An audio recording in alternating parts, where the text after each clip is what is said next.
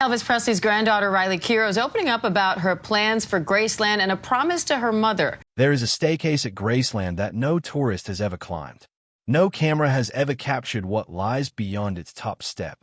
No microphone has ever recorded the sounds of those rooms.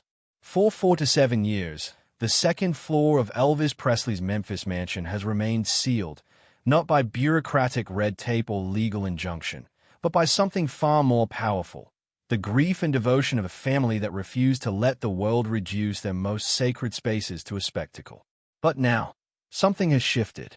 Keough, actress, filmmaker, and the granddaughter of the most iconic musician America has ever produced, has begun to speak. Not in sweeping press releases or carefully staged interviews designed to generate headlines, but in quiet, personal moments of reflection that have slowly, deliberately begun to pull back the curtain on a place the world has wondered about for nearly half a century. What she has shared is not scandalous in the tabloid sense. It is something far more affecting than that. It is intimate. It is human. And for millions of Elvis fans around the world, it is the closest they will ever come to understanding the man behind the myth. This is the story of what lies upstairs at Graceland, and why it has taken this long for someone to finally talk about it. To understand why the upper floor of Graceland matters so deeply, you have to understand what Graceland itself represents. When Elvis Presley purchased the property in March of 1957, he was 22 years old and already one of the most recognizable human beings on the planet. He had appeared on The Ed Sullivan Show. His records were selling in numbers that defied comprehension. Teenage girls were fainting in the streets outside his performances. And yet, by all accounts, what Elvis Presley wanted more than anything else in the world was privacy. Graceland, situated on about 13 acres in the Whitehaven neighborhood of Memphis, Tennessee, gave him that, at least for a while. The house itself, a colonial revival structure built in 1939, was not the grandest property a man of his wealth could have purchased. But Elvis was not buying grandeur. He was buying distance. Distance from the photographers, the managers, the hangers-on, the screaming crowds, and the machinery of fame that had consumed his life with terrifying speed.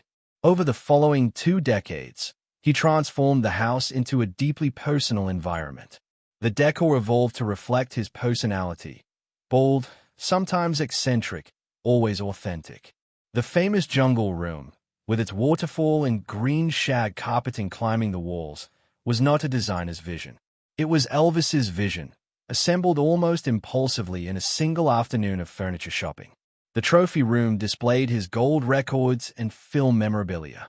The racquetball court built in the early 1970s became one of his favorite retreats in his later years. Every room told a story about who he was at a particular moment in his life. But the rooms on the second floor told a different story. Those rooms were never meant to be seen. When Elvis Presley died on August 16, 1977, he was found on the bathroom floor of his upstairs suite. He was 42 years old. The official cause of death was cardiac arrhythmia, though the full picture of his health in those final years was complicated by years of prescription medication use and the physical toll of decades of performing. He had not been on tour in months. He had largely retreated from public life. And in his final days, the second floor of Graceland had become his entire world. In the immediate aftermath of his death, Elvis's father, Vernon Presley, made a decision that would shape the way history would experience Graceland for generations to come. The upstairs would be closed. Not temporarily. Not until things settled down. Permanently. Vernon understood, in the raw grief of those first days, that those rooms were not exhibits. They were not artifacts. They were the last living spaces of his son, the places where Elvis had slept, read, prayed, and struggled in his most private hours, and they would be treated accordingly. When Graceland opened to the public in 1982, 5 years after Elvis's death, the upstairs was already established as off-limits. Tour guides were instructed not to discuss the floor in detail. Visitors could look up the staircase but could not ascend it. That boundary has never changed. In the decades since, over 20 million people have walked through the ground floor of Graceland. Not one of them has seen the rooms above. What has filled that vacuum, inevitably, is speculation. Rumors about what the upstairs contains have ranged from the poignant to the absurd. Some fans have convinced themselves the rooms hold evidence of conspiracies. Others have imagined them as pristine shrines. The truth, as Riley Keough has now begun to share it, is both simpler and more profound than any of the theories. Riley Keough was born in 1989, 12 years after her grandfather's death. She never met Elvis Presley, and yet her entire life has been shaped by him in ways that would be difficult for most people to fully comprehend. Growing up as the daughter of Lisa Marie Presley and the granddaughter of the King of Rock and Roll meant growing up inside a legacy that the entire world felt it had a claim on. She spent childhood summers at Graceland. She walked those halls when they were quiet, when the tourists had gone home and the house belonged only to the family again.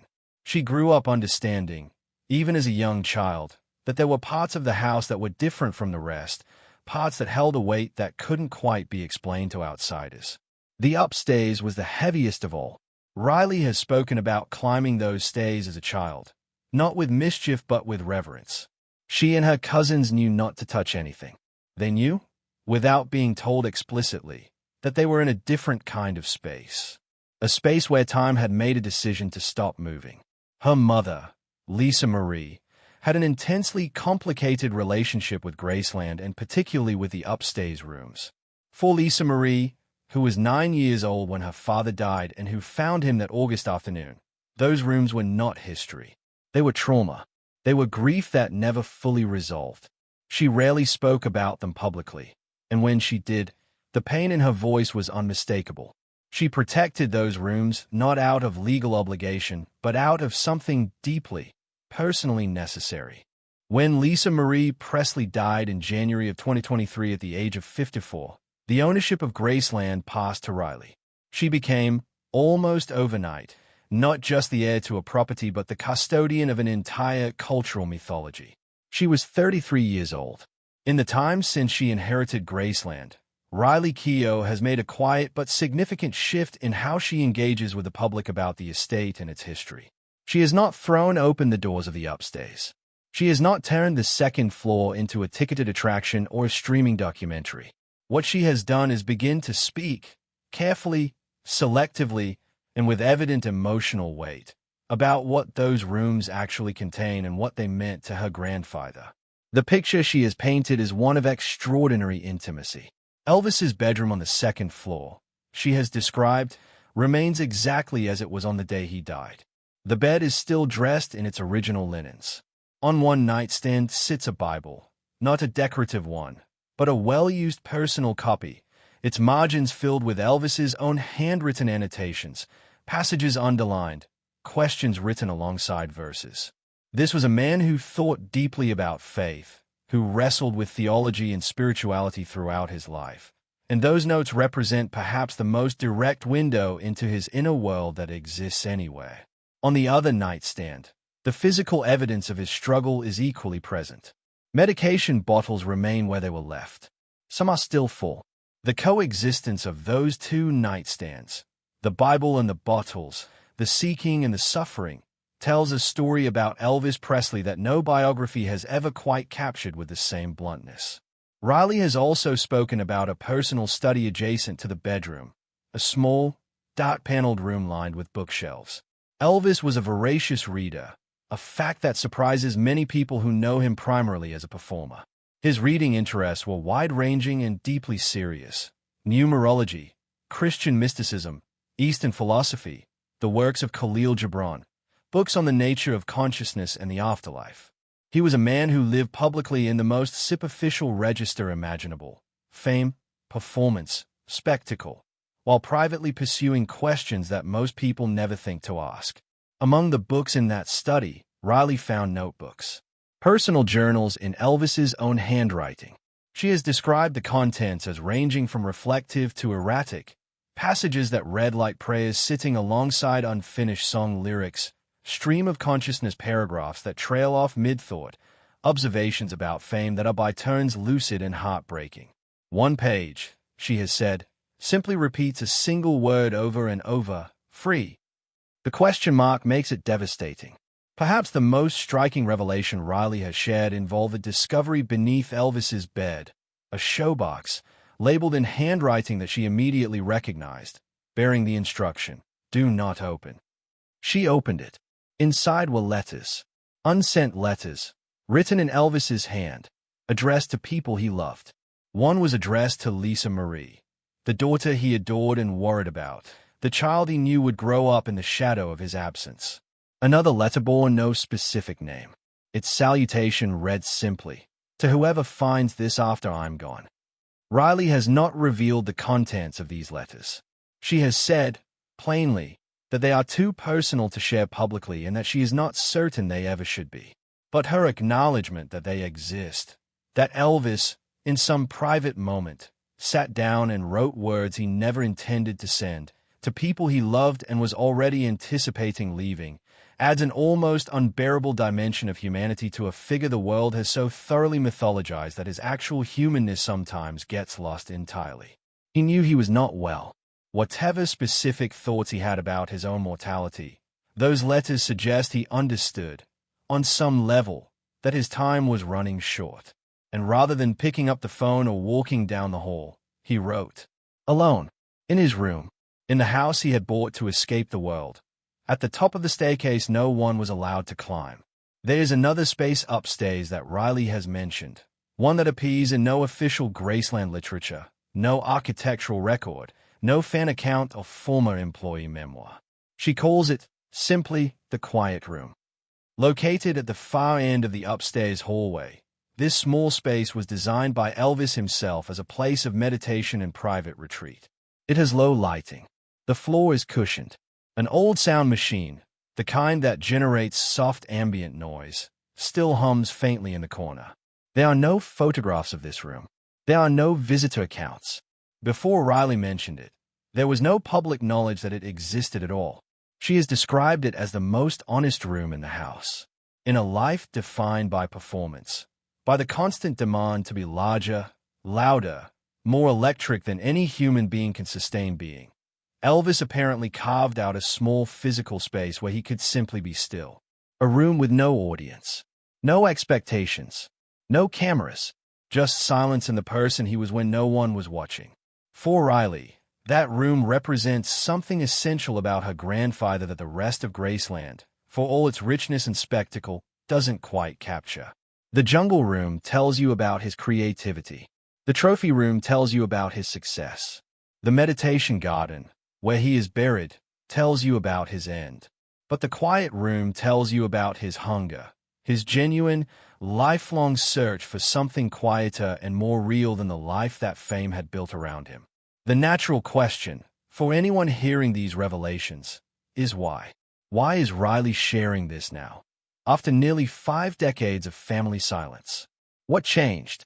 The answer, by her own account, is grief. Her mother's death in 2023 was both a personal devastation and a clarifying moment. Lisa Marie had been the primary emotional guardian of Graceland's upper floor, the person whose pain had kept those rooms sealed and whose reluctance to revisit them had set the tone for the entire family's approach to the space. With Lisa Marie gone, Riley found herself not just inheriting a property but inheriting a decision. What to do with a history that the world is desperate to access but that her family has always understood to be something more than public property. She has been clear that her revelations are not the beginning of a commercial opening. The upstairs will remain closed to tourists. There will be no guided tours of Elvis's bedroom, no velvet rope separating visitors from his nightstand, no glass case displaying the showbox and its unsent letters. Riley has said, with evident sincerity, that some spaces are meant to remain personal. But she has also concluded that personal does not have to mean secret, that sharing the emotional truth of those rooms, even without granting physical access to them, serves something important. She wants people to understand her grandfather more fully. Not the caricature, the jumpsuit, the peanut butter sandwiches, the tabloid decline. The actual person, the man who filled his margins with theological questions, the man who wrote letters he never sent, the man who built a quiet room at the end of a hallway and went there, alone, to search for peace. Beyond the personal revelations, Riley Keough is actively reshaping how Graceland operates as an institution and how Elvis Presley is understood as a historical and cultural figure. She has formed partnerships with academic institutions interested in studying Elvis not simply as a celebrity, but as a lens through which to examine mid-20th century American culture, questions of race and appropriation in the music industry, the psychology of fame, the intersection of Southern religious tradition and rock and roll rebellion. These are serious scholarly conversations, and Riley's willingness to engage with them marks a significant shift from the more purely commercial orientation that has sometimes characterized Graceland's public presentation. She has also commissioned a major archival digitization project. Elvis's handwritten documents, lyrics, letters, journal entries, set lists, personal notes, are being carefully scanned and cataloged using high-resolution equipment and archival-grade metadata systems.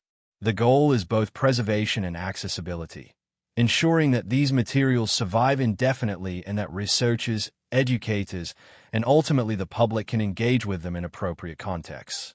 It is painstaking, unglamorous work, and the fact that Riley has prioritized it says something meaningful about her vision for her grandfather's legacy. What she is not doing is equally telling.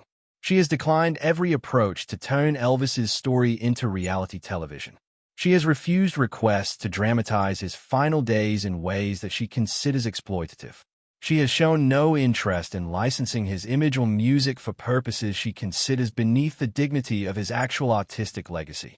In an era when celebrity estates are routinely mined for every last commercial opportunity, Riley Keough's stewardship of Graceland represents an unusually principled approach to the question of what we owe the dead.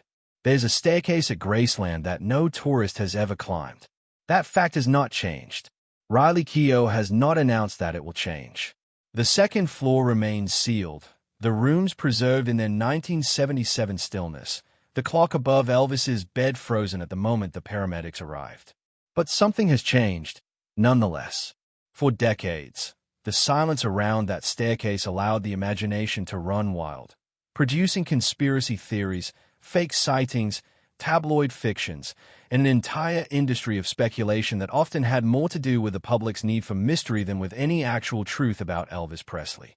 What Riley's revelations do, quietly and without fanfare, is replace that manufactured mystery with something more powerful, the real thing. A man who underlined his Bible and left the bottles next to it. A man who wrote letters he never sent to